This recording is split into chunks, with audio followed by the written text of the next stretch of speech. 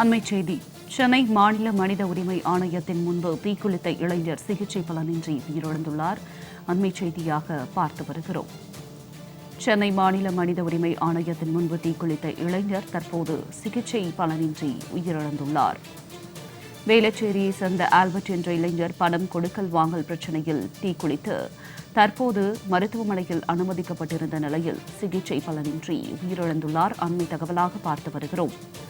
புகார் அளித்தும் எவ்வித நடவடிக்கையும் எடுக்கவில்லை என்று கூறி மாநில மனித உரிமை ஆணையத்தின் முன்பு இளைஞர் தீக்குளித்தார். தற்போது அவர் சிகிச்சை பலனின்றி உயிரிழந்துள்ளார். அண்மை தகவலாக பார்த்து வருகிறோம்.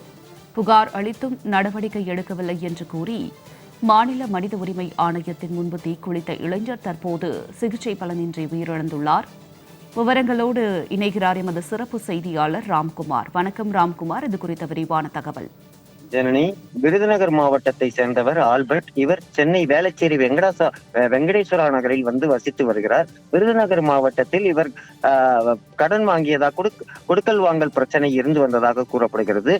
இது ஆல்பர்ட் கொடுத்த புகாரின் பேரில் விருதுநகர் காவல்துறையினர் முறையாக அவரது பிரச்சனை குறித்து விசாரிக்கவில்லை என கூறப்படுகிறது. இந்த நிலையில தனது மாற்றுத்திறனாளியான இவர் கொடுத்த புகார் மீது நடவடிக்கை எடுக்காததால் மன உளைச்சலில் இருந்த இவர் நேற்று மாநில மனித உரிமை ஆணையத்தில் சென்னை பசுமை வழிச்சாலையில் உள்ள மனித உரிமை ஆணையத்தில் புகார் அளிக்க வந்திருந்தார். அப்போது புகார் அளிப்பதற்கு முன்பே தான் கையில் வைத்திருந்த பெட்ரோல் பாட்டிலை எடுத்து தனது உடலில் தீ வைத்துக் கொண்டார். இதில் 65% தீக்காயமடைந்த அவர் சென்னை ராயப்பேட்டை அரசு மருத்துவமனைக்கு சிகிச்சைக்காக கொண்டு செல்லப்பட்டார். மேல் சிகிச்சைக்காக கீழ்ப்பாக்கம் அரசு மருத்துவமனையில் அனுமதிக்கப்பட்ட நிலையில் அவர் சிகிச்சை பலனின்றி இன்று அதிகாலை பரிதாபமாக உயிரிழந்திருக்கிறார். விருதுநகர் மாவட்டத்தில் கடன் கொடுத்த நபர்கள் தொல்லை கொடுத்ததாக கூறப்படுகிறது.